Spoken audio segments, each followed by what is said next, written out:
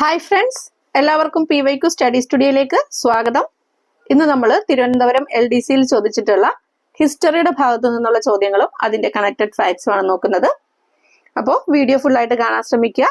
Video ഇഷ്ടപ്പെടുകയാണെങ്കിൽ ഒരു support തരാൻ മറക്കരുത്. ഇതിന്റെ PDF ആവശ്യമുള്ളവർ ആരെങ്കിലും ഉണ്ടെങ്കിൽ PYQ സ്റ്റഡി സ്റ്റുഡിയോ എന്ന് പറയുന്ന ടെലഗ്രാം ചാനലിൽ ജോയിൻ ചെയ്താൽ മതി. ചാനലിൽ ഇതിന്റെ PDF അപ്ലോഡ് ചെയ്യുന്നതായിരിക്കും. ഓക്കെ, ഒന്നാമത്തെ ചോദ്യം നോക്കാം. താഴെ കൊടുത്തിരിക്കുന്നവയിൽ ശരിയായ കാലഗണനാക്രമം ഏത്? ശരിയായ കാലഗണനാക്രമമാണ് ചോദിച്ചേക്കുന്നത്. 1 വൈക്കം സത്യാഗ്രഹം, 2 ചാന്നാർ ലഹള, 3 ക്ഷേത്രപ്രവേശന വിളംബരം, 4 മലബാർ കലാപം. ഓരോന്നിന്റെ വർഷങ്ങളും നോക്കിയാലോ. വൈക്കം സത്യാഗ്രഹം എന്നായിരുന്നു തുടങ്ങിയത്? 1924. ചാന്നാർ ലഹള 1859. ക്ഷേത്രപ്രവേശന വിളംബരം 1936. മലബാർ കലാപം 1921. അപ്പൊ ഇതില് ആദ്യം ഇത് വരും ചാന്നാർ ലഹള 2, അടുത്തത് ഏതാ? മലബാർ കലാപം 3, വൈക്കം സത്യാഗ്രഹം 4, ക്ഷേത്രപ്രവേശന വിളംബരം. അങ്ങനെയാണ് വരുന്നത്. അപ്പോ ഓപ്ഷൻ ബി ആണ് ഉത്തരം. 2, 4, 1, 3 ഇതാണ് ഓർഡർ. ഓക്കെ, ഓരോന്നും നമുക്ക് നോക്കാം. മാറുമറയ്ക്കാനുള്ള അവകാശത്തിനായി തെക്കൻ തിരുവിതാംകൂറിലെ ചാന്നാർ സ്ത്രീകൾ പോരാട്ടം നടത്തി. ഇതാണ് എന്ത്? ചാന്നാർ കലാപം. മാറുമറയ്ക്കാനുള്ള അവകാശത്തിനായിട്ട് തെക്കൻ തിരുവിതാംകൂറിലെ ചാന്നാർ സ്ത്രീകൾ നടത്തിയ പോരാട്ടമാണ് ചാന്നാർ ലഹള. ഇതിനെ തുടർന്ന് 1859 ജാക്കറ്റും മേൽമുണ്ടും ധരിക്കാനുള്ള അവകാശം ചാന്നാർ സ്ത്രീകൾക്ക് അനുവദിക്കാൻ ആര് നിർബന്ധിതനായി? ഉത്രം തിരുനാൾ മഹാരാജാവ്. അപ്പൊ ചാന്നാർ സ്ത്രീകൾക്ക് മേൽമുണ്ട് ധരിക്കാനുള്ള അവകാശം നൽകിയ തിരുവിതാംകൂർ മഹാരാജാവ് ആരാണ്? ഉത്രം തിരുനാൾ മാർത്താണ്ഡവർമ്മയാണ്. അപ്പൊ 1859 മാറുമറയ്ക്കാനുള്ള അവകാശത്തിനായിട്ട് തെക്കൻ തിരുവിതാംകൂറിലെ ചാന്നാർ സ്ത്രീകൾ നടത്തിയ പോരാട്ടമാണ് ചാന്നാർ ലഹള എന്ന് അറിയപ്പെടുന്നത്. മേൽമുണ്ട് ധരിക്കാനുള്ള അവകാശം നൽകിയ തിരുവിതാംകൂർ മഹാരാജാവാണ് ഉത്രം തിരുനാൾ മാർത്താണ്ഡവർമ്മ. അടുത്ത നമുക്ക് മലബാർ കലാപം നോക്കാം. 1-ാം ലോക യുദ്ധ കാലഘട്ടത്തിലാണ് മലബാർ പ്രദേശത്ത് രാഷ്ട്രീയ പ്രവർത്തനങ്ങൾ സജീവമായത്. മലബാർ ജില്ലാ കോൺഗ്രസിന്റെ പ്രഥമ സമ്മേളനം 1916 ആനി ബെസന്റിന്റെ അധ്യക്ഷതയിൽ പാലക്കാട്ട് വെച്ച് നടന്നു. അപ്പൊ മലബാർ ജില്ലാ കോൺഗ്രസിന്റെ പ്രഥമ സമ്മേളനം നടന്നതെന്നാണ് 1916 അധ്യക്ഷ ആനി ബെസന്റ് ആയിരുന്നു. നടന്നത് എവിടെ വെച്ചാണ്? പാലക്കാട്ട് വെച്ചാണ്. KP Keshava Menon, KP Raman Menon, Muhammad Abdurahiman Sahib, K Madhavan Nair, E Moidu മൗലവി, MP നാരായണ മേനോൻ എന്നിവരായിരുന്നു ഇക്കാലത്ത് കോൺഗ്രസ് പ്രവർത്തനങ്ങൾക്ക് മലബാറിൽ നേതൃത്വം നൽകിയത്. ആരൊക്കെയാണ്? KP Keshava Menon, KP Raman Menon, Muhammad Abdurahiman Sahib, K Madhavan Nair, E Moidu മൗലവി, MP നാരായണ മേനോൻ ഇവരായിരുന്നു ഇതിന് നേതൃത്വം നൽകിയത്. കോൺഗ്രസ് പ്രവർത്തനങ്ങൾക്ക് മലബാറിൽ നേതൃത്വം നൽകിയത്. 1920 മഞ്ചേരിയിൽ നടന്ന അവസാനത്തെ മലബാർ രാഷ്ട്രീയ സമ്മേളനത്തിൽ ഭരണപരിഷ്കരണം, കുടിയാൻ പ്രശ്നം, ഖിലാഫത്ത് തുടങ്ങിയ വിഷയങ്ങൾ ചർച്ച ചെയ്തു. അപ്പൊ അവസാനത്തെ മലബാർ രാഷ്ട്രീയ സമ്മേളനം നടന്ന എന്നാണ്? 1920 നടന്നത്. മഞ്ചേരിയിൽ വെച്ചിട്ടാണ്. 1920 മഞ്ചേരി സമ്മേളനത്തിൽ അവതരിപ്പിച്ച പ്രശ്നങ്ങൾ എന്തൊക്കെയായിരുന്നു? ഭരണപരിഷ്കരണം, കുടിയാൻ പ്രശ്നം, ഖിലാഫത്ത് തുടങ്ങിയ വിഷയങ്ങളെ കുറിച്ചായിരുന്നു ചർച്ച ചെയ്തത്. അതേപോലെ 1920 ഗാന്ധിജിയും ഷൗക്കത്ത് അലിയും കോഴിക്കോട്ടെത്തി ഖിലാഫത്ത് പ്രസ്ഥാനത്തിന് പിന്തുണ പ്രഖ്യാപിച്ചു. അപ്പൊ ഗാന്ധിജിയുടെ ഒപ്പം ആരും ഉണ്ടായിരുന്നു? ഷൗക്കത്ത് അലി. 1920 ഗാന്ധിജിയും ഷൗക്കത്ത് അലിയും കോഴിക്കോട്ടെത്തി ഖിലാഫത്ത് പ്രസ്ഥാനത്തിന് പിന്തുണ പ്രഖ്യാപിച്ചു. കട്ടിലശ്ശേരി മുഹമ്മദ് മൗലവി പ്രസിഡന്റായും മുഹമ്മദ് അബ്ദുറഹിമാൻ സാഹിബ് സെക്രട്ടറിയായും ഖിലാഫത്ത് കമ്മിറ്റി മലബാറിൽ രൂപീകരിച്ചു. മലബാറില് ഖിലാഫത്ത് കമ്മിറ്റി രൂപീകരിച്ചു. അതിന്റെ പ്രസിഡന്റ് ആരായിരുന്നു? കട്ടിലശ്ശേരി മുഹമ്മദ് മൗലവി. സെക്രട്ടറി മുഹമ്മദ് അബ്ദുറഹിമാൻ സാഹിബു ആയിരുന്നു. അങ്ങനെ ഖിലാഫത്ത് പ്രസ്ഥാനം മലബാറിൽ ശക്തിപ്പെട്ടു. അതേ തുടർന്ന് മലബാറിൽ പലയിടത്തും ബ്രിട്ടീഷുകാരുമായിട്ട് നേരിട്ടുള്ള ഏറ്റുമുട്ടലുകൾ നടന്നിട്ടുണ്ട്. ഈ ഖിലാഫത്ത് പ്രസ്ഥാനം ശക്തമായി അതിനുശേഷം മലബാറിൽ പലയിടത്തും ബ്രിട്ടീഷുകാരുമായിട്ട് നേരിട്ടുള്ള ഏറ്റുമുട്ടലുകൾ ഉണ്ടായി. ഇങ്ങനെ ഏറനാട്, വള്ളുവനാട്, പൊന്നാനി താലൂക്കുകളിലായി മലബാറിലെ കർഷകരായ മാപ്പിളമാർ ശക്തമായ പോരാട്ടങ്ങൾക്ക് നേതൃത്വം നൽകി. ഈ സമരങ്ങളെ പൊതുവെ പറയുന്നതാണ് എന്ത്? മലബാർ കലാപം എന്ന്. വർഷം എന്നാണ്? 1921. ഏറനാട്, വള്ളുവനാട്, പൊന്നാനി താലൂക്കുകളിലായിട്ട് മലബാറിലെ കർഷകരായ മാപ്പിളമാര് ശക്തമായ പോരാട്ടങ്ങൾക്ക് നേതൃത്വം നൽകി. ഈ സമരങ്ങളെ പൊതുവെ പറയുന്നതാണ് മലബാർ കലാപങ്ങൾ എന്ന്. 1921 മലബാർ കലാപം നടന്നത്. ഇനി മലബാർ കലാപവും ഈ പൂക്കോട്ടൂർ യുദ്ധവും കൂടെ നോക്കാം. നിസ്സഹരണവും ഖിലാഫത്തും ശക്തമായ മലബാറിൽ 1921 മലബാർ കലാപത്തിന്റെ ഭാഗമായി നടന്ന പ്രധാന സംഭവമാണ് പൂക്കോട്ടൂർ യുദ്ധം. എന്തുമായിട്ട് ബന്ധപ്പെട്ടാണ്? 1921 മലബാർ കലാപത്തിന്റെ ഭാഗമായിട്ട് നടന്ന പ്രധാന സംഭവമാണ് എന്ത്? പൂക്കോട്ടൂർ യുദ്ധം. പൂക്കോട്ടൂരിലെ ഖിലാഫത്ത് കമ്മിറ്റിയുടെ സെക്രട്ടറിയായ വടക്കേ വീട്ടിൽ മുഹമ്മദിനെ പൂക്കോട്ടൂരിലെ ഖിലാഫത്ത് കമ്മിറ്റിയുടെ സെക്രട്ടറിയായ വടക്കേ വീട്ടിൽ മുഹമ്മദിനെ മോഷണക്കുറ്റം ചുമത്തി അറസ്റ്റ് ചെയ്യാൻ ബ്രിട്ടീഷ് പോലീസ് ശ്രമിച്ചതോടെയാണ് കലാപം ആരംഭിച്ചത്. 3000-ലധികം ആളുകൾ പങ്കെടുത്ത കലാപം അമർച്ച ചെയ്യാൻ ബ്രിട്ടീഷ് ഗവൺമെന്റ് ഏറെ പ്രയാസപ്പെട്ടു. യുദ്ധത്തിൽ 100 കണക്കിന് പേർ കൊല്ലപ്പെട്ടു. അപ്പൊ പൂക്കോട്ടൂർ യുദ്ധം എന്താന്ന് മനസ്സിലായല്ലോ. 1921 മലബാർ കലാപത്തിന്റെ ഭാഗമായിട്ട് നടന്നൊരു പ്രധാന സംഭവമാണ് പൂക്കോട്ടൂർ യുദ്ധം. പൂക്കോട്ടൂരിലെ ഖിലാഫത്ത് കമ്മിറ്റിയുടെ സെക്രട്ടറിയായ വടക്കേ വീട്ടിൽ മുഹമ്മദിനെ മോഷണക്കുറ്റം ചുമത്തി അറസ്റ്റ് ചെയ്യാൻ ബ്രിട്ടീഷ് പോലീസ് ശ്രമിച്ചതാണ് കലാപത്തിന് കാരണം എന്ന് പറയുന്നത്. വൈക്കം സത്യാഗ്രഹം നോക്കാം. സഞ്ചാര സ്വാതന്ത്ര്യത്തിനായിട്ട് കേരളത്തിൽ നടന്ന പ്രക്ഷോഭങ്ങളിൽ പ്രധാനപ്പെട്ടതാണ് 1924 വൈക്കം സത്യാഗ്രഹം. സഞ്ചാര സ്വാതന്ത്ര്യത്തിനായിട്ട് കേരളത്തിൽ നടന്ന പ്രക്ഷോഭങ്ങളിൽ പ്രധാനപ്പെട്ടതാണ് ഏത്? 1924 നടന്ന വൈക്കം സത്യാഗ്രഹം. TK മാധവന്റെ നേതൃത്വത്തിൽ നടന്ന ഈ സമരത്തോട് അനുഭവം പ്രകടിപ്പിച്ച് മന്നത്ത് പത്മനാഭന്റെ നേതൃത്വത്തിൽ സവർണ ജാഥ സംഘടിപ്പിച്ചു. അപ്പോൾ വൈക്കം സത്യാഗ്രഹത്തിന് നേതൃത്വം കൊടുത്താരാണ്? TK മാധവൻ. ഇതിനോട് അനുഭവം പ്രകടിപ്പിച്ച് സവർണ ജാഥ സംഘടിപ്പിച്ച ആരാണ്? മന്നത്ത് പത്മനാഭനാണ് സവർണ ജാഥ സംഘടിപ്പിച്ചത്. ഈ സമരങ്ങളെ തുടർന്നാണ് വൈക്കം ക്ഷേത്രത്തിന് ചുറ്റുമുള്ള പൊതുനിരത്തിലൂടെ യാത്ര ചെയ്യാൻ അവർണ ജാതിക്കാർക്ക് അനുവാദം ലഭിച്ചത്.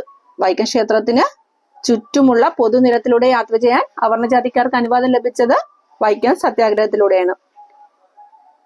ഇനി അടുത്ത ഗുരുവായൂർ സത്യാഗ്രഹം നോക്കാം. ഗുരുവായൂർ ക്ഷേത്രത്തിൽ എല്ലാ ജാതിയിലും പെട്ട ഹിന്ദുക്കൾക്ക് പ്രവേശനം അനുവദിക്കണമെന്നാവശ്യപ്പെട്ട് കേളപ്പന്റെ നേതൃത്വത്തിൽ നടന്നതാണ് ഗുരുവായൂർ സത്യാഗ്രഹം. ഗുരുവായൂർ ക്ഷേത്രത്തില് എല്ലാ ജാതിയിലും പെട്ട ഹിന്ദുക്കൾക്ക് പ്രവേശനം അനുവദിക്കണമെന്നാവശ്യപ്പെട്ട് ആരുടെ നേതൃത്വത്തിൽ? കേളപ്പന്റെ നേതൃത്വത്തിൽ നടന്നതാണ് എന്ത്? ഗുരുവായൂർ സത്യാഗ്രഹം. ഗുരുവായൂർ സത്യാഗ്രഹം നടന്ന വർഷം 1931. AK ഗോപാലൻ ആയിരുന്നു സമരത്തിന്റെ വോളണ്ടിയർ ക്യാപ്റ്റൻ. ഗുരുവായൂർ സത്യാഗ്രഹത്തിന്റെ വോളണ്ടിയർ ക്യാപ്റ്റൻ ആരായിരുന്നു? AK ഗോപാലൻ. അതുപോലെ ഈ സത്യാഗ്രഹത്തില് ക്രൂരമായ മർദ്ദനമേറ്റ വ്യക്തിയാണ് ആര്? P കൃഷ്ണപിള്ള. ഗുരുവായൂർ സത്യാഗ്രഹത്തില് ക്രൂരമായിട്ട് മർദ്ദനമേറ്റ വ്യക്തിയാണ് P കൃഷ്ണപിള്ള. ഈ ജനകീയ സമരങ്ങളുടെ എല്ലാം ഫലമായിട്ടാണ് 1936 നവംബർ 12 തിരുവിതാംകൂറിൽ ക്ഷേത്രപ്രവേശന വിളംബരം പുറപ്പെടുവിച്ചത്. ഇതിന്റെ എല്ലാം ഫലമായിട്ട് എന്താണ്? 1936 നവംബർ 12 അന്നാണ് തിരുവിതാംകൂറിലെ ക്ഷേത്രപ്രവേശന വിളംബരം പുറപ്പെടുവിച്ചത്. അതിനുശേഷം മദുരാശി ക്ഷേത്രപ്രവേശന വിളംബര പ്രകാരം മലബാറിലും കൊച്ചി രാജാവിന്റെ വിളംബര പ്രകാരം കൊച്ചിയിലും എല്ലാ വിഭാഗക്കാർക്കും ആരാധനാ സ്വാതന്ത്ര്യം ലഭിക്കുകയുണ്ടായി. ഓക്കെ, അടുത്ത ക്വസ്റ്റ്യൻ നോക്കാം. താഴെ കൊടുത്തിരിക്കുന്ന പ്രസ്താവനകൾ പരിശോധിച്ച് ശരിയായവ കണ്ടെത്തുക. രണ്ടാമത്തെ ചോദ്യം താഴെ കൊടുത്തിരിക്കുന്ന പ്രസ്താവനകൾ പരിശോധിച്ച് ശരിയായവ കണ്ടെത്താനാണ്. 1. പ്രവർത്തിക്കുക അല്ലെങ്കിൽ മരിക്കുക എന്നത് ക്വിറ്റ് ഇന്ത്യ സമരത്തിലെ മുദ്രാവാക്യമാണ്. ശരിയാണ്. 2. ജാലിയൻ വാലാബാഗ് ദുരന്തം നടന്നത് 1921 ഏപ്രിൽ 13 തെറ്റാണ്. 1919 ഏപ്രിൽ 13 3. 1948 ജനുവരി 20 ഗാന്ധിജിയുടെ നേരെ ഒരു വധശ്രമം നടന്നു. ശരിയായിട്ടുള്ള സ്റ്റേറ്റ്മെന്റ് ആണ്. 4. രണ്ടാം വട്ടമേശ സമ്മേളനം 1931 സെപ്റ്റംബറിൽ ലണ്ടനിൽ വെച്ച് നടന്നു. അതും ശരിയായിട്ടുള്ളതാണ്. ഓക്കെ, അപ്പൊ ശരിയായിട്ടുള്ളത് ഏതൊക്കെയാണ്? 1, 3, 4 ആണ് ശരിയായിട്ടുള്ളത്. ഓപ്ഷൻ സി ആണ് ഉത്തരം. 1, 3, 4. നോക്കാം. ജാലിയൻ വാലാബാഗ് കൂട്ടക്കൊല. റൗലറ്റ് നിയമവിരുദ്ധ സമരങ്ങൾക്ക് പഞ്ചാബിൽ നേതൃത്വം നൽകിയ എന്തിനെതിരെയാണ്? റൗലറ്റ് നിയമവിരുദ്ധ സമരങ്ങൾക്ക് പഞ്ചാബിൽ നേതൃത്വം നൽകിയവരായിരുന്നു സെയ്ഫുദ്ദീൻ കിച്ലുവും സത്യപാല്. ഇവരെ അറസ്റ്റ് ചെയ്തതിൽ പ്രതിഷേധിക്കാനായിട്ട് 1919 ഏപ്രിൽ 13 ജനങ്ങൾ അമൃത്സറിലെ ജാലിയൻ വാലാബാഗിൽ ഒത്തുകൂടി എന്നാണ് 1919 ഏപ്രിൽ 13. റൗലറ്റ് നിയമവിരുദ്ധ സമരങ്ങൾക്ക് പഞ്ചാബിൽ നേതൃത്വം നൽകിയവരായിരുന്നു ആരൊക്കെ? സൈഫുദ്ദീൻ കിച്ലു, സത്യപാല്. ഇവരുടെ അറസ്റ്റിൽ പ്രതിഷേധിക്കാനായിട്ടാണ് എന്ത് ചെയ്തത്? 1919 ഏപ്രിൽ 13 ജനങ്ങൾ അമൃത്സറിലെ ജാലിയൻ വാലാബാഗിൽ ഒത്തുകൂടിയത്. അമൃത്സർ പട്ടണത്തിന്റെ നിയന്ത്രണം ഈ സമയം പട്ടാളം ഏറ്റെടുത്തിരുന്നു. പട്ടാള മേധാവിയായ ജനറൽ ഡയർ തന്റെ ഉത്തരവ് ലംഘിച്ചു എന്ന് വ്യാഖ്യാനിച്ചുകൊണ്ട് യാതൊരു മുന്നറിയിപ്പുമില്ലാതെ 3 വശവും കെട്ടിടങ്ങളാൽ ചുറ്റപ്പെട്ട മൈതാനത്തിന്റെ പ്രവേശന കവാടത്തിൽ പട്ടാളക്കാരെ നിരത്തി നിരായുധരായ ജനങ്ങൾക്ക് നേരെ വെടിവെക്കാനായിട്ട് ഉത്തരവിട്ടു. 10 മിനിറ്റ് നീണ്ടുനിന്ന വെടിവയ്പിൽ 379 പേർ മരിച്ചു എന്നായിരുന്നു ഔദ്യോഗിക കണക്കെങ്കിലും മരണസംഖ്യ ഇതിന്റെ ഇരട്ടിയായിരുന്നു. ഈ സംഭവമാണ് ജാലിയൻ വാലാബാഗ് കൂട്ടക്കൊല. ഓക്കെ, എന്നാണ് 1919 ഏപ്രിൽ 13 നടന്നതാണ് ജാലിയൻ വാലാബാഗ് കൂട്ടക്കൊല. അതിന്റെ ഒരു പ്രധാന കാരണം എന്ന് പറയുന്നത് റൗലറ്റ് നിയമമായിരുന്നു. റൗലറ്റ് നിയമങ്ങൾക്കെതിരെയുള്ള സമരത്തില് ആരെയൊക്കെയാണ് അറസ്റ്റ് ചെയ്യുന്നത്? സൈഫുദ്ദീൻ കിച്ലുവിനെയും ഡോക്ടർ സത്യപാലിനെയും. ഇതിൽ പ്രതിഷേധിക്കാനായിട്ടാണ് പഞ്ചാബിലെ അമൃത്സറിലെ ജാലിയൻ വാലാബാഗിലെ ജനങ്ങൾ ഒത്തുകൂടിയത് 1919 ഏപ്രിൽ 13. അടുത്തത് വട്ടമേശ സമ്മേളനങ്ങൾ നോക്കാം. ഇന്ത്യയിൽ നടപ്പിൽ വരുത്തേണ്ട ഭരണ പരിഷ്കാരങ്ങളെ കുറിച്ച് ചർച്ച ചെയ്യാനായി ബ്രിട്ടീഷ് ഗവൺമെന്റ് ലണ്ടനിലെ ജെയിംസ് പാലസിൽ 1930, 31, 32 എന്നീ വർഷങ്ങളിൽ 3 വട്ടമേശ സമ്മേളനങ്ങൾ വിളിച്ചു ചേർത്തു. രണ്ടാം വട്ടമേശ സമ്മേളനത്തിൽ ഇന്ത്യൻ നാഷണൽ കോൺഗ്രസിനെ പ്രതിനിധീകരിച്ച് പങ്കെടുത്താണ് ആര്? ഗാന്ധിജി. INCയെ പ്രതിനിധീകരിച്ചാണ് രണ്ടാം വട്ടമേശ സമ്മേളനത്തിൽ ഗാന്ധിജി പങ്കെടുക്കുന്നത്. അപ്പൊ 3 വട്ടമേശ സമ്മേളനങ്ങൾ നടന്ന എവിടെയാണ്? ലണ്ടനിലെ ജെയിംസ് പാലസിൽ വെച്ചിട്ടാണ്. ഒന്നാം വട്ടമേശ സമ്മേളനം 1930, രണ്ടാം വട്ടമേശ സമ്മേളനം 1931, മൂന്നാം വട്ടമേശ സമ്മേളനം 1932. അതിൽ രണ്ടാം വട്ടമേശ സമ്മേളനത്തിലാണ് INCയെ പ്രതിനിധീകരിച്ച് ഗാന്ധിജി പങ്കെടുത്തത്. ഓക്കെ, അടുത്ത ക്വിറ്റ് ഇന്ത്യ സമരം നോക്കാം. സിവിൽ നിയമലംഘന സമരം പോലെ തന്നെ ജനകീയമായ മറ്റൊരു സമരമായിരുന്നു ഇത് ക്വിറ്റ് ഇന്ത്യ സമരം എന്ന് പറയുന്നത്. എല്ലാ അധികാരങ്ങളും ഇന്ത്യക്ക് കൈമാറി ഇന്ത്യ വിടാൻ ബ്രിട്ടീഷുകാരെ നിർബന്ധിക്കുന്ന അഹിംസയിൽ ഊന്നിയുള്ള ഒരു സമരമാണ് ഇതിലൂടെ INC വിഭാവനം ചെയ്തത്. എന്താണ്? എല്ലാ അധികാരങ്ങളും ഇന്ത്യക്ക് കൈമാറി ഇന്ത്യ വിടാൻ ബ്രിട്ടീഷുകാരെ നിർബന്ധിക്കുന്ന അഹിംസയിൽ ഊന്നിയുള്ള ഒരു സമരമായിരുന്നു INC ഇതിലൂടെ വിഭാവനം ചെയ്തത്. ക്വിറ്റ് ഇന്ത്യ സമരത്തിന് കാരണമായ ഘടകങ്ങൾ എന്തൊക്കെയാണ്? ക്വിറ്റ് ഇന്ത്യ സമരത്തിന് കാരണമായിട്ടുള്ള ഘടകങ്ങളാണ് ഇന്ത്യയിൽ ഭരണഘടനാ പരിഷ്കാരങ്ങൾ നടപ്പിലാക്കാൻ ബ്രിട്ടൻ കാണിച്ച വൈമനസ്യം, പിന്നെയോ വിലക്കയറ്റവും ക്ഷാമവും മൂലമുള്ള ജനങ്ങളുടെ അതൃപ്തി, രണ്ടാം ലോക യുദ്ധത്തിൽ ബ്രിട്ടൻ പരാജയപ്പെടുമെന്ന തോന്നൽ.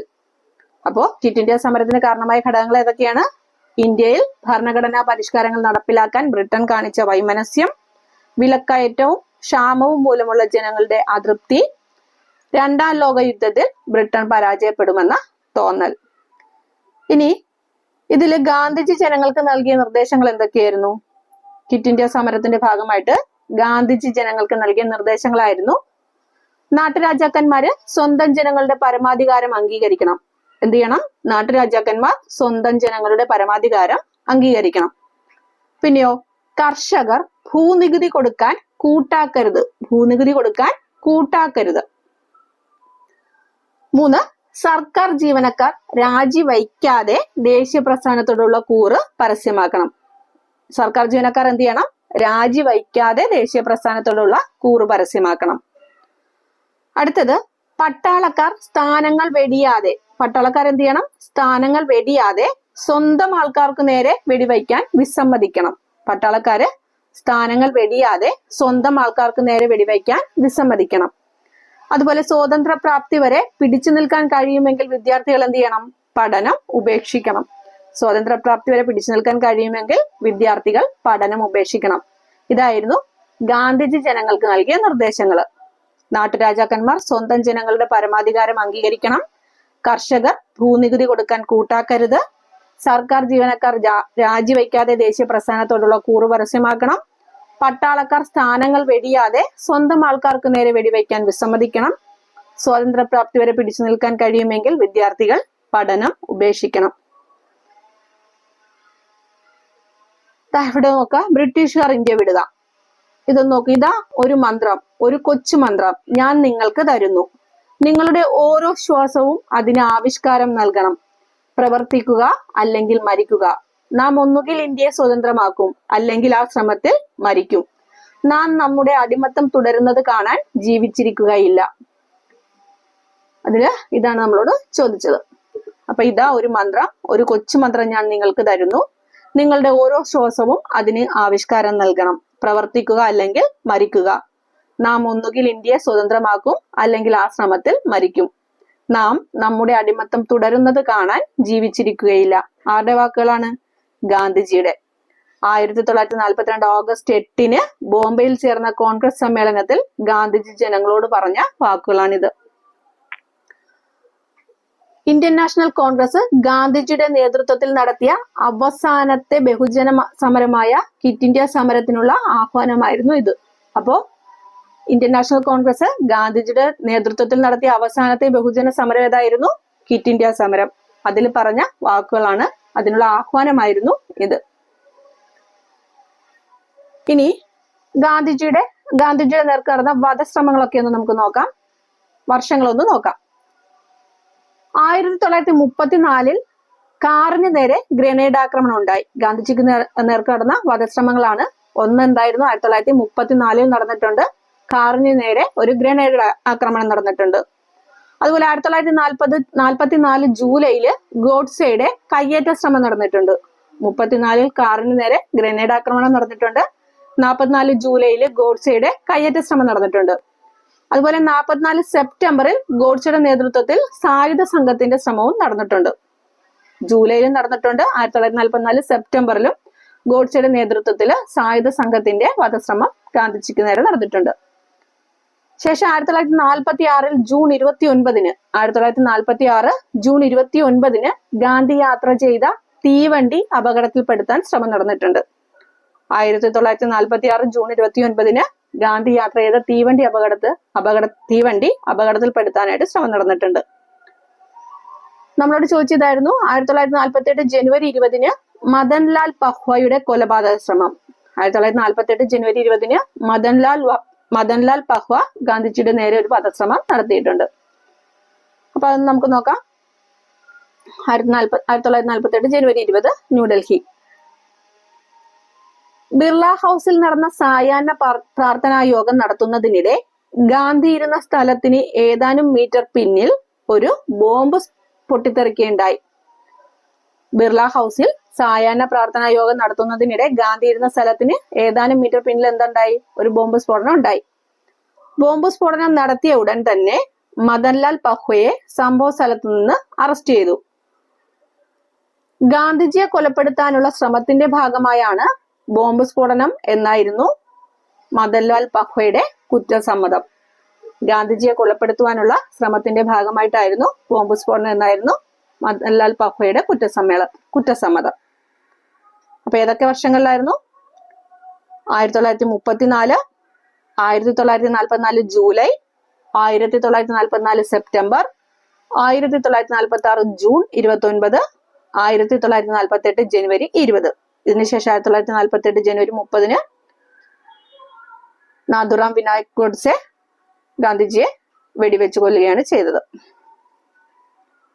ഓക്കെ, അടുത്ത ക്വസ്റ്റ്യൻ നോക്കാം. താഴെ കൊടുത്ത പ്രസ്താവനകളിൽ നോർത്ത് അറ്റ്ലാന്റിക് ട്രീറ്റി ഓർഗനൈസേഷനുമായി ബന്ധമില്ലാത്തത് ഏത്? നാറ്റോയുമായിട്ട് ബന്ധമില്ലാത്തത് ഏതെന്നാണ് ചോദ്യം. ഒന്ന്, 1949 സ്ഥാപിതമായത്. അത് ശരിയാണ്. 2, ഇതിന്റെ ആസ്ഥാനം ജനീവയാണ്. തെറ്റാണ്. 3, അവസാനമായി ചേർന്ന രാജ്യം സ്വീഡനാണ്. ശരിയായിട്ടുള്ളതാണ്. 4, റഷ്യ യുക്രൈൻ യുദ്ധത്തിന് കാരണമായത് ഈ സംഘടനയിൽ ചൈനയുടെ അംഗത്വ പ്രവേശനമാണ്. അതും തെറ്റായിട്ടുള്ള സ്റ്റേറ്റ്മെന്റ് ആണ്. അപ്പൊ ചോദിച്ചിരിക്കുന്നത് ബന്ധമില്ലാത്തതാണ്. ഏതൊക്കെയാണ് അപ്പൊ ബന്ധമില്ലാത്തത്? 2ഉം 4ഉമാണ് ബന്ധമില്ലാത്തത്.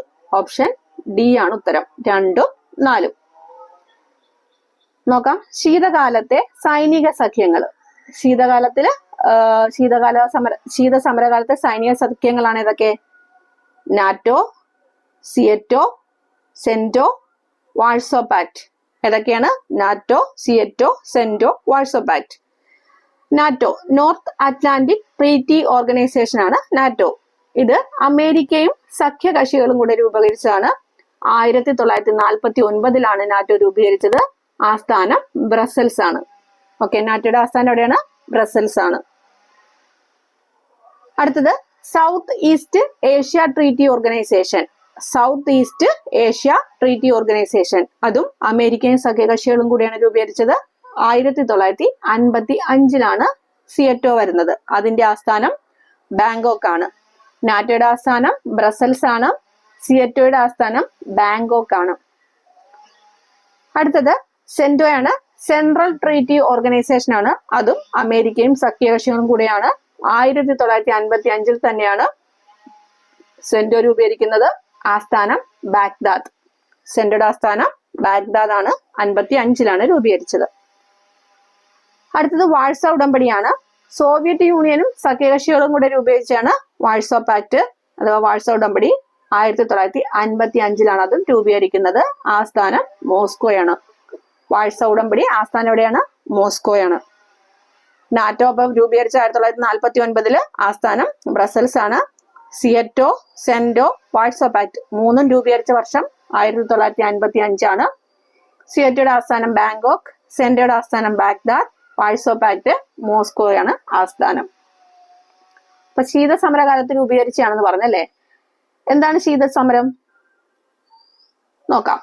2ാം ലോക യുദ്ധകാലത്ത് ഫാഷിസത്തിനെതിരെ ഭിന്നതകൾ മറന്ന് ഒരുമിച്ച് അമേരിക്കയും സോവിയറ്റ് യൂണിയനും യുദ്ധാനന്തരം വീണ്ടും ഭിന്നിച്ചു. അപ്പൊ 2ാം ലോക മഹായുദ്ധകാലത്ത് ഫാഷിസത്തിനെതിരെ ഭിന്നതകൾ മറന്ന് ഒന്നിച്ചവരായിരുന്നു ആരൊക്കെ? അമേരിക്കയും സോവിയറ്റ് യൂണിയനും. ഇവര് യുദ്ധാനന്തരം വീണ്ടും ഭിന്നിച്ചു. അമേരിക്ക പുതിയ രാഷ്ട്രീയ സാമ്പത്തിക ശക്തിയായി മുതലാളിത്ത ചേരിക്ക് നേതൃത്വം കൊടുത്തു. അമേരിക്ക മുതലാളിത്ത ചേരിക്ക് നേതൃത്വം കൊടുത്തു. സോഷ്യലിസ്റ്റ് സാമ്പത്തിക വ്യവസ്ഥ സ്വീകരിച്ച രാഷ്ട്രങ്ങളുടെ ചേരിക്ക് സോവിയറ്റ് യൂണിയനും നേതൃത്വം നൽകി. സോഷ്യലിസ്റ്റ് സാമ്പത്തിക വ്യവസ്ഥ സ്വീകരിച്ച രാഷ്ട്രങ്ങളുടെ ചേരിക്ക് ആര് നേതൃത്വം നൽകി? സോവിയറ്റ് യൂണിയനും നേതൃത്വം നൽകി. ഇങ്ങനെ പരസ്പരം ശത്രുത പുലർത്തിയ 2 ചേരികൾ തമ്മിലുണ്ടായ ആശയപരമായ സംഘർഷങ്ങളും നയതന്ത്ര യുദ്ധങ്ങളുമാണ് ശീതസമരം എന്നറിയപ്പെടുന്നത്. ഇങ്ങനെ പരസ്പര ശത്രുത പുലർത്തിയ 2 ചേരികൾ തമ്മിലുണ്ടായ ആശയപരമായ സംഘർഷങ്ങളും നയതന്ത്ര യുദ്ധങ്ങളുമാണ് എന്ത്? ശീതയുദ്ധം എന്ന് അഥവാ ശീതസമരം എന്ന് അറിയപ്പെടുന്നത്. ശീതസമരം എന്ന പദം ആദ്യമായിട്ട് ഉപയോഗിച്ചത് അമേരിക്കൻ നയതന്ത്രജ്ഞനായ ബെർണാഡ് ബറൂച്ച് ആണ്. ശീതസമരം എന്ന പദം ആദ്യമായിട്ട് ഉപയോഗിച്ച ആരാണ്? Bernard Baruch. എന്നാല് ശീതസമരം എന്ന ഗ്രന്ഥം എഴുതിയത് ആരാ? അത് വാൾട്ടർ ലിപ്മാൻ ആണ്. ശീതസമരം എന്ന ഗ്രന്ഥം രചിച്ചത് വാൾട്ടർ ലിപ്മാനും ശീതസമരം എന്ന പദം ആദ്യമായിട്ട് ഉപയോഗിച്ചത് ബെർണാഡ് ബറൂച്ചുമാണ്. ഓക്കെ, അടുത്തത് 4ാമത്തെ ചോദ്യത്തിലേക്ക് പോവാം. താഴെ കൊടുത്ത ജോഡികളിൽ തെറ്റായ ജോഡി ഏത്? താഴെ കൊടുത്ത ജോഡികളിൽ തെറ്റായ ജോഡിയാണ് ചോദിച്ചിരിക്കുന്നത്. റോബസ്പിയർ ജാക്കോബിയൻ ക്ലബ് ശരിയാണ്. 2 April thesis V I Lenin. 3 spirit of law Voltaire തെറ്റാണ്.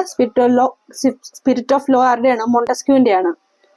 4 long march Mao Tse Tung അതും ശരിയാണ്. നമ്മളോട് തെറ്റായ ജോഡിയാണ് ചോദിച്ചിരിക്കുന്നത്. 3 മാത്രമാണ് ഇവിടെ തെറ്റായിട്ടുള്ളത്. ആൻസർ ഓപ്ഷൻ എ 3 തെറ്റായിട്ടുള്ളത്. നോക്കാം. ഫ്രഞ്ച് വിപ്ലവത്തെ സ്വാധീനിച്ച പ്രമുഖരായ ചിന്തകരായിരുന്നു ആരൊക്കെ? വോൾട്ടയർ, റൂസോ, മോണ്ടസ്ക്യൂ. ഫ്രഞ്ച് വിപ്ലവത്തെ സ്വാധീനിച്ച പ്രമുഖരായ ചിന്തകരായിരുന്നു വോൾട്ടയർ, റൂസോ, മോണ്ടസ്ക്യൂ എന്നിവര്. അതിൽ വോൾട്ടയർ ആണ് ഫ്രഞ്ച് വിപ്ലവത്തിന്റെ പിതാവ് എന്നറിയപ്പെടുന്നത്. ഫ്രഞ്ച് വിപ്ലവത്തിന്റെ പിതാവാണ് വോൾട്ടയർ. വോൾട്ടയറിന്റെ യഥാർത്ഥ നാമം എന്താണ്? Francois Marie Arouet. Francois Marie Arouet. വോൾട്ടയറിന്റെ പ്രധാന കൃതിയാണ് കാൻഡിഡ്. വോൾട്ടയറിന്റെ പ്രധാന കൃതി ഏതാണ്? കാൻഡിഡ്. നമ്മളോട് ഇവിടെ വോൾട്ടയറിന്റെ കൃതിയായിട്ട് പറഞ്ഞത് സ്പിരിറ്റ് ഓഫ് ലോ ആയിരുന്നു. സ്പിരിറ്റ് ഓഫ് ലോ മോണ്ടസ്ക്യൂവിന്റെയാണ്. വോൾട്ടയറിന്റെ പ്രധാന കൃതി കാൻഡിഡ് ആണ്. ഓക്കെ, അടുത്ത നമുക്ക് റൂസോ നോക്കാം. ഫ്രഞ്ച് വിപ്ലവത്തിന്റെ പ്രവാചകൻ എന്നറിയപ്പെടുന്ന വ്യക്തിയാണ് റൂസോ. ഫ്രഞ്ച് വിപ്ലവത്തിന്റെ പ്രവാചകനാണ് റൂസോ. ഫ്രഞ്ച് വിപ്ലവത്തിന്റെ പിതാവ് ആരാണ്? വോൾട്ടയർ ആണ്. പ്രവാചകൻ റൂസോയാണ്. ജനങ്ങളാണ് പരമാധികാരി എന്ന് പ്രഖ്യാപിച്ച ഫ്രഞ്ച് തത്വചിന്തകനായിരുന്നു റൂസോ. ജനങ്ങളാണ് പരമാധികാരി എന്ന് പ്രഖ്യാപിച്ച ഫ്രഞ്ച് തത്വചിന്തകൻ ആരാണ്? റൂസോയാണ്. ഭരിക്കുന്നവരും ഭരിക്കപ്പെടുന്നവരും തമ്മിലുള്ള ഒരു സാമൂഹിക ഉടമ്പടിയാണ് ഭരണകൂടം എന്ന് അഭിപ്രായപ്പെട്ടത് റൂസോയാണ്. ഭരിക്കുന്നവരും ഭരിക്കപ്പെടുന്നവരും തമ്മിലുള്ള ഒരു സാമൂഹിക ഉടമ്പടിയാണ് ഭരണകൂടം എന്ന് അഭിപ്രായപ്പെട്ട വ്യക്തി ആരാണ്? റൂസോ. അതുപോലെ സ്വതന്ത്രനായി ജനിക്കുന്ന മനുഷ്യൻ എവിടെയും ചങ്ങലയിലാണ്. സ്വതന്ത്രനായി ജനിക്കുന്ന മനുഷ്യൻ എവിടെയും ചങ്ങലയിലാണ് എന്ന പ്രസ്താവനയും ആരുടേതാണ്? റൂസോയുടേതാണ്. അദ്ദേഹത്തിന്റെ പ്രസ്താവനയാണ് സ്വതന്ത്രനായി ജനിക്കുന്ന മനുഷ്യൻ എവിടെയും ചങ്ങലയിലാണ് എന്നുള്ളത്. അതുപോലെ റൂസോയുടെ പ്രസിദ്ധമായ കൃതിയാണ് സോഷ്യൽ കോൺട്രാക്ട്. റൂസോയുടെ പ്രസിദ്ധമായ കൃതി ഏതാണ്? Social contract. ഈ സോഷ്യൽ കോൺട്രാക്ട് ആണ് ഫ്രഞ്ച് വിപ്ലവത്തിന്റെ ബൈബിൾ എന്നറിയപ്പെടുന്നത്. സോഷ്യൽ കോൺട്രാക്ട് ആണ് എന്തെന്നറിയപ്പെടുന്നത്? ഫ്രഞ്ച് വിപ്ലവത്തിന്റെ ബൈബിൾ എന്നറിയപ്പെടുന്നത്. റിപ്പബ്ലിക് എന്ന ആശയം ആദ്യമായി അവതരിപ്പിക്കപ്പെട്ടതും സോഷ്യൽ കോൺട്രാക്ട് എന്ന ഗ്രന്ഥത്തിലാണ്. റിപ്പബ്ലിക് എന്ന ആശയം ആദ്യമായിട്ട് അവതരിപ്പിക്കപ്പെട്ടത് എവിടെയാണ്? സോഷ്യൽ കോൺട്രാക്ട് എന്ന ഗ്രന്ഥത്തിലാണ്. റൂസോയുടെ പ്രസിദ്ധമായ കൃതിയാണ് സോഷ്യൽ കോൺട്രാക്ട് എന്ന് പറഞ്ഞു. റൂസോയുടെ ആത്മകഥയാണ് കുംഭസാരങ്ങൾ. കൺഫെഷൻസ് അഥവാ കുംഭസാരങ്ങളാണ് റൂസോയുടെ ആത്മകഥ. പ്രധാനപ്പെട്ട കൃതി സോഷ്യൽ കോൺട്രാക്ട്, ആത്മകഥ, കുംഭസാരങ്ങൾ. മോണ്ടസ്ക്യൂ നോക്കാം. ജനാധിപത്യത്തെയും റിപ്പബ്ലിക്കിനെയും പ്രോത്സാഹിപ്പിച്ച തത്വചിന്തകനാണ് മോണ്ടസ്ക്യൂ. ജനാധിപത്യത്തെയും റിപ്പബ്ലിക്കിനെയും പ്രോത്സാഹിപ്പിച്ച തത്വചിന്തകൻ ആരാണ്? മോണ്ടസ്ക്യൂ ആണ്. ഗവൺമെന്റിനെ നിയമനിർമ്മാണം, കാര്യനിർവഹണം, നീതിന്യായം എന്നീ വിഭാഗങ്ങളായിട്ട് വേർതിരിക്കണമെന്ന് വാദിച്ചത് മോണ്ടസ്ക്യൂ ആണ്. ഗവൺമെന്റിനെ നിയമനിർമ്മാണം, കാര്യനിർവഹണം, നീതിന്യായം എന്നീ വിഭാഗങ്ങളായിട്ട് വേർതിരിക്കണമെന്ന് വാദിച്ച വ്യക്തിയാണ് മോണ്ടസ്ക്യൂ. മോണ്ടസ്ക്യൂവിന്റെ പ്രധാന രചനയാണ് എന്ത്? നിയമങ്ങളുടെ അന്തഃസത്ത. അതാണ് സ്പിരിറ്റ് ഓഫ് ലോസ്. നിയമങ്ങളുടെ അന്തഃസത്ത അഥവാ സ്പിരിറ്റ് ഓഫ് ലോ ആരുടെയാണ്? മോണ്ടസ്ക്യൂവിന്റെ പ്രധാന രചനയാണ്. നിയന്ത്രിത രാജവാഴ്ചയെ അനുകൂലിച്ച ഫ്രഞ്ച് ചിന്തകനും ആരാണ്? മോണ്ടസ്ക്യൂ ആണ്. നിയന്ത്രിത രാജവാഴ്ചയെ അനുകൂലിച്ച ഫ്രഞ്ച് ചിന്തകൻ ആരാണ്? മോണ്ടസ്ക്യൂ ആണ്. അടുത്തത് ഫ്രഞ്ച് വിപ്ലവത്തിലെ ഭീകരവാഴ്ച കാലഘട്ടം എന്നറിയപ്പെട്ടിരുന്നത് 1793 ജൂലൈ മുതൽ 1794 ജൂലൈ വരെയാണ്. ഫ്രഞ്ച് വിപ്ലവത്തിലെ ഭീകരവാഴ്ച കാലഘട്ടം എന്ന് മുതൽ എന്ന് വരെയായിരുന്നു? 1793 ജൂലൈ മുതൽ 1794 ജൂലൈ വരെ. രാജവാഴ്ചയെ അവസാനിപ്പിച്ച് റിപ്പബ്ലിക് ഭരണത്തിന് വേണ്ടി നിലകൊണ്ട പ്രസ്ഥാനമായിരുന്നു ജാക്കോബിയൻ ക്ലബ്. രാജവാഴ്ച അവസാനിപ്പിച്ച് റിപ്പബ്ലിക് ഭരണത്തിന് വേണ്ടി നിലകൊണ്ട പ്രസ്ഥാനം ഏതാണ്? ജാക്കോബിയൻ ക്ലബ് ആണ്. ഈ ജാക്കോബിയൻ ക്ലബിന്റെ നേതാവായിരുന്നു മാക്സിമിലിയൻ റോബസ്പിയർ. ഇതായിരുന്നു നമുക്ക് ഓപ്ഷനിൽ നമ്മുടെ സ്റ്റേറ്റ്മെന്റിൽ ഉണ്ടായിരുന്നത്. ജാക്കോബിയൻ ക്ലബ്ബ് ആരെന്ന് കൊടുത്തിരുന്നത്? റോബസ്പിയർ എന്നാണ് കൊടുത്തിരുന്നത്. അപ്പൊ ജാക്കോബിയൻ ക്ലബിന്റെ നേതാവായിരുന്നു ആര്? Maximilian Robespierre. ഓക്കെ. അടുത്തത് ലെനിനെ കുറിച്ചായിരുന്നു തീസിസ്. ഏപ്രിൽ തീസിസ് ലെനിൻ എന്നായിരുന്നു പറഞ്ഞിരുന്നത്. നോക്കാം. ബോൾഷെവിക് നേതാവ് ലെനിൻ റഷ്യ പിടിച്ചടക്കുന്നതിന് ഉന്നയിച്ച ആവശ്യങ്ങളായിരുന്നു ലെനിന്റെ ഏപ്രിൽ തീസിസ് എന്നറിയപ്പെട്ടിരുന്നത്. ബോൾഷെവിക് നേതാവ് ലെനിൻ റഷ്യ പിടിച്ചടക്കുന്നതിന് ഉന്നയിച്ച ആവശ്യങ്ങളാണെന്ത്? ലെനിന്റെ ഏപ്രിൽ തീസിസ് എന്ന് അറിയപ്പെട്ടിരുന്നത്. ഈ ഏപ്രിൽ തീസിസിൽ പറഞ്ഞ പ്രധാന കാര്യങ്ങൾ എന്തൊക്കെയായിരുന്നു? പ്രധാന ആശയങ്ങൾ എന്തൊക്കെയായിരുന്നു?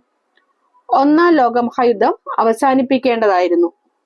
കർഷകർക്ക് ഭൂമി കൈമാറ്റം, ബാങ്കുകളുടെ ദേശസാൽക്കരണം. അപ്പം ഏപ്രിൽ തീസിസിലെ ആശയങ്ങളായിരുന്നു ഒന്നാം ലോക മഹായുദ്ധം അവസാനിപ്പിക്കേണ്ടതായിരുന്നു, കർഷകർക്ക് ഭൂമി കൈമാറ്റം, ബാങ്കുകളുടെ ദേശസാൽക്കരണം എന്നിവ. ഒക്ടോബർ വിപ്ലവത്തിന്റെ നായകനും വ്ളാഡിമർ ലെനിൻ ആണ്. ഓക്കെ, ഒക്ടോബർ വിപ്ലവത്തിന്റെ നായകൻ ആരാണ്? ലെനിൻ ആയിരുന്നു. റഷ്യൻ യൂണിയന്റെ ആദ്യത്തെ അധ്യക്ഷനും ലെനിൻ ആണ്. റഷ്യൻ യൂണിയന്റെ ആദ്യത്തെ അധ്യക്ഷൻ ആരാണ്? ലെനിൻ. സോവിയറ്റ് യൂണിയന്റെ ശില്പി ലെനിൻ ആണ്. സോവിയറ്റ് യൂണിയന്റെ ശില്പി ആരാണ്? ലെനിൻ. അതുപോലെ ഇദ്ദേഹം രൂപീകരിച്ച സൈനിക വിഭാഗമാണ് ചുവപ്പ് സേന.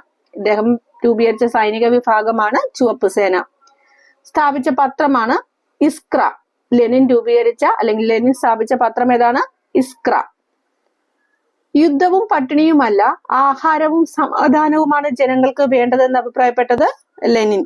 യുദ്ധവും പട്ടിണിയുമല്ല, ആഹാരവും സമാധാനവുമാണ് ജനങ്ങൾക്ക് വേണ്ടതെന്ന് അഭിപ്രായപ്പെട്ടത് ആരാണ്? ലെനിനാണ്. അതുപോലെ ടോൾസ്റ്റോയ് കൃതികളെ റഷ്യൻ വിപ്ലവത്തിന്റെ കണ്ണാടി എന്ന് വിശേഷിപ്പിച്ചതും ലെനിനാണ്. ടോൾസ്റ്റോയ് കൃതികൾ എന്തെന്നാ വിശേഷിപ്പിച്ചത്? റഷ്യൻ വിപ്ലവത്തിന്റെ കണ്ണാടി എന്ന് വിശേഷിപ്പിച്ചു. ആരാങ്ങനെ വിശേഷിപ്പിച്ചത്? Vladimir Lenin. വ്ളാഡിമിർ ലെനിൻ അന്തരിച്ചത് 1924 1924 ലെനിൻ അന്തരിച്ചത്. ഇദ്ദേഹത്തിന്റെ ശവകുടീര സ്ഥിതി ചെയ്യുന്നത് മോസ്കോയിലെ റെഡ് സ്ക്വയറിലാണ് ലെനിന്റെ ശവകുടീരം സ്ഥിതി ചെയ്യുന്നത്. അടുത്തത് ലോങ് മാർച്ച് പറഞ്ഞിട്ടുണ്ടായിരുന്നു, അതുകൂടെ നോക്കാം. 1934 കമ്മ്യൂണിസ്റ്റുകൾ മാവോയുടെ നേതൃത്വത്തിൽ തെക്കൻ ചൈനയിലെ കിയാങ്സിയിൽ നിന്ന് ഒരു യാത്ര ആരംഭിച്ചു. നിരവധി പ്രതിബന്ധങ്ങൾ തരണം ചെയ്തുകൊണ്ടുള്ള അതിസാഹസ്യമായ ഈ യാത്ര വടക്കു പടിഞ്ഞാറ് യെനാനിൽ അവസാനിച്ചു.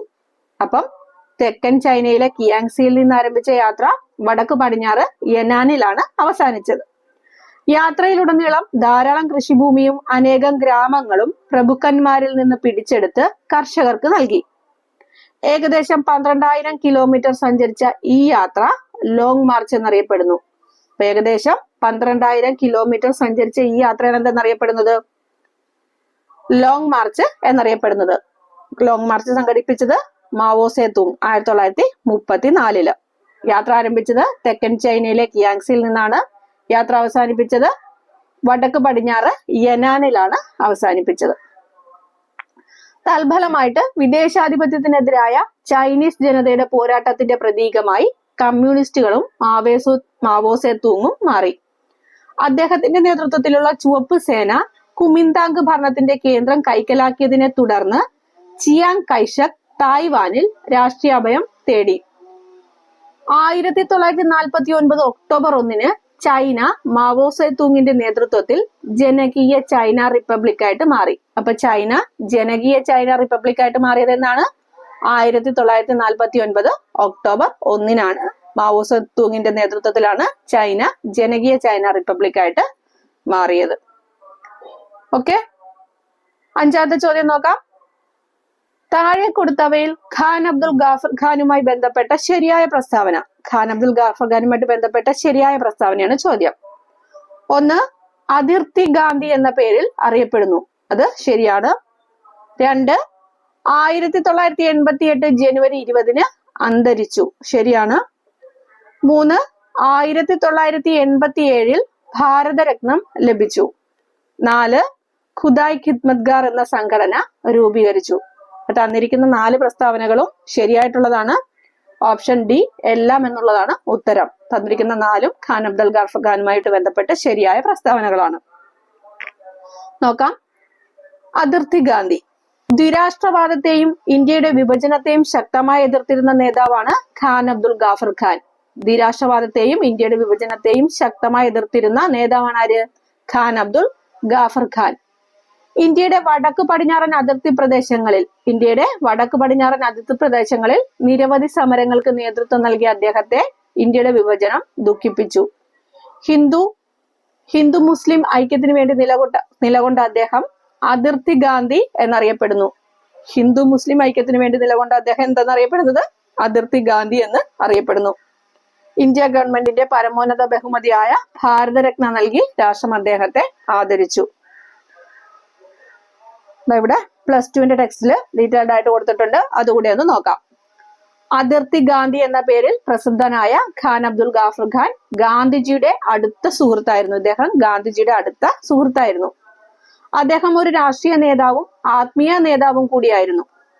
ബച്ചാ ഖാൻ, പച്ചാ ഖാൻ, ബാദ്ഷാ ഖാൻ തുടങ്ങിയ പേരുകളിൽ അറിയപ്പെടുന്നത് ഇദ്ദേഹമാണ്. അപ്പൊ ഖാൻ അബ്ദുൽ ഗാഫർ ഖാൻ അറിയപ്പെടുന്ന പേരുകളാണ് എന്തൊക്കെ?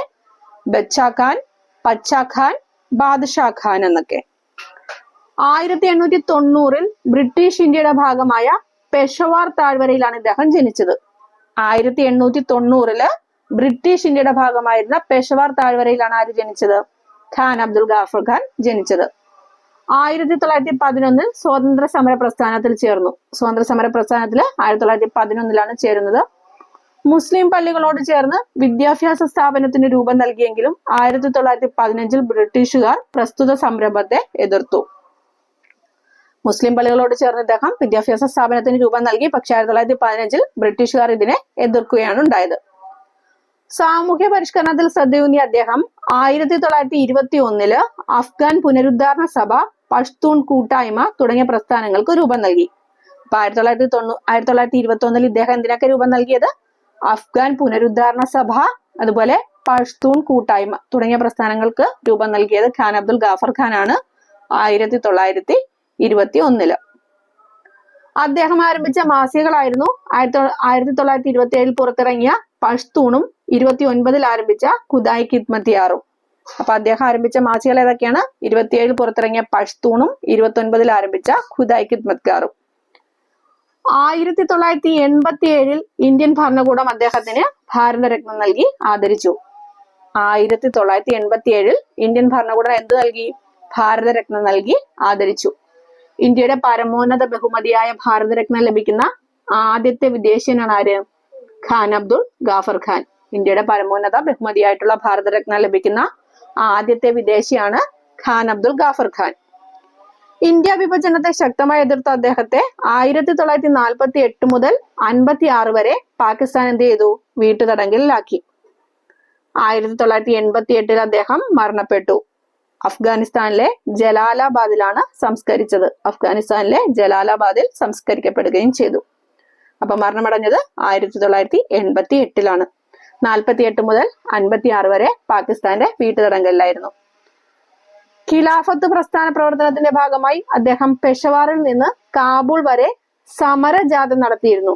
ഖിലാഫത്ത് പ്രസ്ഥാന പ്രവർത്തനത്തിന്റെ ഭാഗമായിട്ട് എന്ത് ചെയ്തു? പെഷവാറിൽ നിന്ന് കാബൂൾ വരെ സമരജാഥ നടത്തി. എന്തിന്റെ ഭാഗമായിട്ടാണ്? ഖിലാഫത്ത് പ്രസ്ഥാന പ്രവർത്തനത്തിന്റെ ഭാഗമായിട്ട്. അതുപോലെ ഗാന്ധിജിയുടെ സത്യാഗ്രഹം എന്ന ആശയത്തെ അദ്ദേഹത്തിന്റെ ഖുദായി ഖിദ്മത്തിയാർ എന്ന സംഘടന ഏറ്റെടുക്കുകയും അതിനുവേണ്ടി ശക്തമായി പിന്തുണയ്ക്കുകയും ചെയ്തു. അപ്പൊ അദ്ദേഹത്തിന്റെ ഒരു സംഘടനയാണ് ഇത്, ഖുദായി ഖിദ്മത്തിയാർ. ഗാന്ധിജിയോട് വളരെയധികം സൗഹൃദം സൂക്ഷിച്ചിരുന്ന അദ്ദേഹം 1947 വരെ ഒരുമിച്ച് പ്രവർത്തിച്ചിരുന്നു. ഇന്ത്യൻ നാഷണൽ കോൺഗ്രസിന്റെ സജീവ പ്രവർത്തനമായ അദ്ദേഹം നിരവധി സമരങ്ങളിൽ പങ്കെടുക്കുകയും സ്ത്രീകളുടെ അവകാശങ്ങൾ സംരക്ഷിക്കുന്നതിന് വേണ്ടി നിലകൊള്ളുകയും ചെയ്തിട്ടുണ്ട്. അപ്പൊ സ്ത്രീകളുടെ അവകാശങ്ങൾ സംരക്ഷിക്കാനായിട്ടും അദ്ദേഹം നിലനിന്നിട്ടുണ്ട്. ഓക്കെ, അത്രയുമായിരുന്നു ഖാൻ അബ്ദുൽ ഗാഫർ ഖാനെ കുറിച്ച് +2 ടെസ്റ്റിലുണ്ടായിരുന്ന കാര്യങ്ങളാണ് പറഞ്ഞത്. 6ാമത്തെ ചോദ്യം നോക്കാം. സ്വാതന്ത്ര്യാനന്തരം സംസ്ഥാന പുനഃസംഘടനാ കമ്മീഷൻ രൂപീകരിച്ചു. ഇതുമായി ബന്ധപ്പെട്ട താഴെ കൊടുത്ത പ്രസ്താവനകളിൽ ശരിയേത്? സംസ്ഥാന പുനഃസംഘടനാ കമ്മീഷനുമായിട്ട് ബന്ധപ്പെട്ട ശരിയായ പ്രസ്താവനകളാണ് ചോദിച്ചേക്കുന്നത്. 1. ഇത് രൂപീകരിച്ചത് 1953 ശരിയാണ്. ഇത് ഷാ കമ്മീഷൻ എന്ന പേരിലും അറിയപ്പെടുന്നു. 3. ഫസൽ അലി, HN കുൻസ്രു എന്നിവർ ഇതിൽ അംഗങ്ങളായിരുന്നു. 4. ഈ കമ്മീഷന്റെ നിർദ്ദേശപ്രകാരം ആദ്യം രൂപീകരിച്ച സംസ്ഥാനം ആന്ധ്രാപ്രദേശാണ്. ഓക്കെ, അപ്പൊ നമ്മളോട് ചോദിച്ചിരിക്കുന്നത് ശരിയായ പ്രസ്താവനകളാണ്. ഏതൊക്കെയാണ് ശരി? 1, 3, 4 ആണ് ശരിയായിട്ടുള്ളത്. ഓപ്ഷൻ ഡി ആണ് ഉത്തരം. 1, 3, 4. നോക്കാം. സ്വാതന്ത്ര്യാനന്തരം ഭാഷാടിസ്ഥാനത്തിൽ സംസ്ഥാനങ്ങൾ രൂപീകരിക്കുക എന്ന ആവശ്യം ഉന്നയിച്ചുകൊണ്ട് ജനകീയ പ്രക്ഷോഭങ്ങൾ ആരംഭിക്കുകയുണ്ടായി. സ്വാതന്ത്ര്യാനന്തരം ഭാഷാടിസ്ഥാനത്തില് സംസ്ഥാനങ്ങൾ രൂപീകരിക്കുക എന്ന ആവശ്യം ഉന്നയിച്ചുകൊണ്ട് ജനകീയ പ്രക്ഷോഭങ്ങൾ ആരംഭിച്ചിരുന്നു. തെലുങ്ക് സംസാരിക്കുന്നവർക്കായിട്ട് ആന്ധ്ര സംസ്ഥാനം രൂപീകരിക്കുക എന്ന ആവശ്യവുമായി സ്വാതന്ത്ര്യ സമര സേനാനിയായിരുന്ന പോറ്റി ശ്രീരാമലു നിരാഹാര സമരം തുടങ്ങി. തെലുങ്ക് സംസാരിക്കുന്നവർക്ക് ആന്ധ്ര സംസ്ഥാനം രൂപീകരിക്കണം എന്ന ആവശ്യമായിട്ട് സ്വാതന്ത്ര്യ സമര സേനാനിയായിരുന്ന പോറ്റി ശ്രീരാമലു എന്ത് ചെയ്തു? നിരാഹാര സമരം തുടങ്ങി. 58 ദിവസത്തെ നിരാഹാര സമരത്തെ തുടർന്ന് അദ്ദേഹം മരണമടഞ്ഞു. 58 ദിവസത്തെ നിരാഹാര സമരത്തെ തുടർന്ന് പോറ്റി ശ്രീരാമലു എന്ത് ചെയ്തു? മരണമടഞ്ഞു. ഇത് പ്രക്ഷോഭം രൂക്ഷമാക്കി. തുടർന്ന് തെലുങ്ക് സംസാരിക്കുന്നവർക്കായിട്ട് 1953 എന്ത് രൂപീകരിച്ചു? ആന്ധ്രാപ്രദേശ് സംസ്ഥാനം രൂപീകരിച്ചു. 1953. ഭാഷാടിസ്ഥാനത്തിലുള്ള സംസ്ഥാനം വേണമെന്ന ആവശ്യം ഇതേ തുടർന്ന് ശക്തമായി. അങ്ങനെ ഭാഷയുടെ അടിസ്ഥാനത്തിൽ സംസ്ഥാനങ്ങളെ പുനഃസംഘടിപ്പിക്കുന്നതിനായിട്ട് സംസ്ഥാന പുനഃസംഘടനാ കമ്മീഷൻ രൂപീകരിച്ചു. ഫസൽ അലിയായിരുന്നു ഈ കമ്മീഷന്റെ അധ്യക്ഷൻ. അതുപോലെ HN കുൻസ്രു, മലയാളിയായ KM പണിക്കർ എന്നിവരായിരുന്നു ഇതിലെ മറ്റ് അംഗങ്ങൾ. അപ്പൊ ഭാഷയുടെ അടിസ്ഥാനത്തിൽ സംസ്ഥാനങ്ങളെ പുനഃസംഘടിപ്പിക്കുന്നതിനായിട്ട് സംസ്ഥാന പുനഃസംഘടനാ കമ്മീഷൻ രൂപീകരിച്ചു. ഫസൽ അലിയായിരുന്നു ഈ കമ്മീഷന്റെ അധ്യക്ഷൻ. HN കുൻസ്രുവും മലയാളിയായ KM പണിക്കരുമായിരുന്നു മറ്റ് അംഗങ്ങൾ എന്ന് പറയുന്നത്. ഈ കമ്മീഷന്റെ റിപ്പോർട്ടിന്റെ അടിസ്ഥാനത്തിൽ 1956 ഇന്ത്യൻ സംസ്ഥാന പുനഃസംഘടനാ നിയമം പാർലമെന്റ് പാസാക്കി. ഇന്ത്യൻ സംസ്ഥാന പുനഃസംഘടനാ നിയമം പാർലമെന്റ് പാസാക്കിയത് എന്നാണ് 1956. കമ്മീഷൻ വന്നത് 1953 അങ്ങനെ ഈ നിയമപ്രകാരം 14 സംസ്ഥാനങ്ങളും 6 കേന്ദ്രഭരണ പ്രദേശങ്ങളുമാണ് നിലവിൽ വന്നത്. സംസ്ഥാന പുനഃസംഘടനാ നിയമപ്രകാരം എത്ര സംസ്ഥാനങ്ങളാണ്? 14 സംസ്ഥാനങ്ങളും 6 കേന്ദ്രഭരണ പ്രദേശങ്ങളുമായിരുന്നു ആദ്യം നിലവിൽ വന്നത്. അപ്പോ ഈ 6 ചോദ്യങ്ങളായിരുന്നു ഹിസ്റ്ററിയുടെ ഭാഗത്ത് നിന്ന് തിരുവനന്തപുരം LDCയിൽ ചോദിച്ചിട്ടിരുന്നത്. അപ്പൊ നിങ്ങൾക്ക് ഇഷ്ടപ്പെട്ടിട്ടുണ്ടെങ്കിൽ സപ്പോർട്ട് ചെയ്യുക, ഒരു ലൈക്ക് തരിക. PDF ആവശ്യമുള്ളവര് PYQ സ്റ്റഡി സ്റ്റുഡിയോ എന്ന ടെലഗ്രാം ചാനലിൽ ജോയിൻ ചെയ്യുക. ചാനലിന്റെ ലിങ്ക് ഡിസ്ക്രിപ്ഷൻ ബോക്സിൽ നൽകിയേക്കാം. അപ്പോൾ അടുത്തൊരു വീഡിയോ ആയിട്ട് വീണ്ടും കാണാം. Thank you friends. Thank you for watching. By.